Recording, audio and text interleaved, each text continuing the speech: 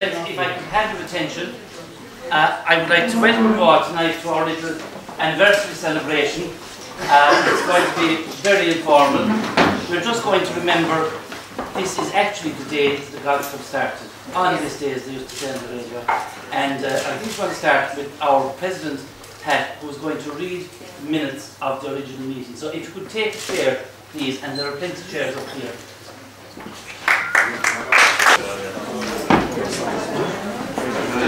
Minutes of Newcastle West Golf Club, 14th to the 4th, 1938. Present, Mr O'Leary, Chairman, Mr Nash, Phelan, Roach, McHenry, McCoy, Malone and Musgrave. Mr Phelan proposed that we start the golf club. Mr McHenry seconded. Mr Phelan proposed that Mr O'Leary be elected first chair. Mr McCoy seconded, passed unanimously. Mr O'Leary thanked the members and agreed to accept the presidency for coming year. Mr Phelan was elected treasurer, proposed by Mr McCoy, seconded by Mr Malone, unanimous. Mr Musgrave was elected secretary.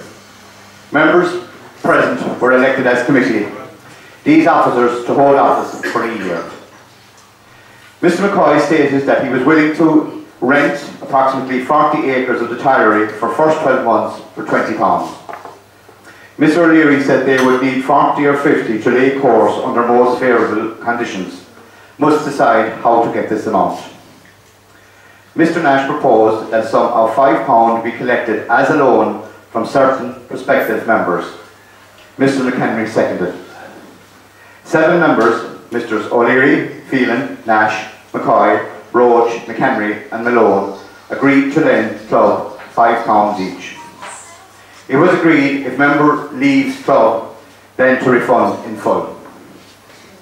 Mr Nash asked Mr McCoy to consider rent under following conditions. First, maximum amount of lease of 20 years with an option of cancelling should club fall through. Second, if we took 40 acres and graze. Third, if Mr McCoy would graze with sheep. Mr Nash proposed, Mr Whelan seconded, that Mr Leahy be asked to draw up an agreement. It was agreed that Messrs Phelan, Nash and Musgrave meet Mr McCoy in Mr Leahy's office at 10 o'clock AM on Saturday morning 16th to discuss possible rents with him and to see to drawing up of an agreement. Mr O'Leary said nothing further could be planned other than plans were returned by Mr Burke. They arranged for an appointment of men to superintend work. He would give as much help as possible. Other members might do same, i.e. superintend work. It was agreed to hold next meeting on Wednesday night the 20th at 7 PM if Mr Burke could find it convenient to attend, and that Mr Leahy be asked to attend next meeting. Mr Malone agreed to approach bank staff to ask for £5 loan. Mr O'Leary, Mr Phelan, second, Mr Nash, unanimous, thanked Mr and Mrs Egan for use of room. And they declared the meeting adjourned.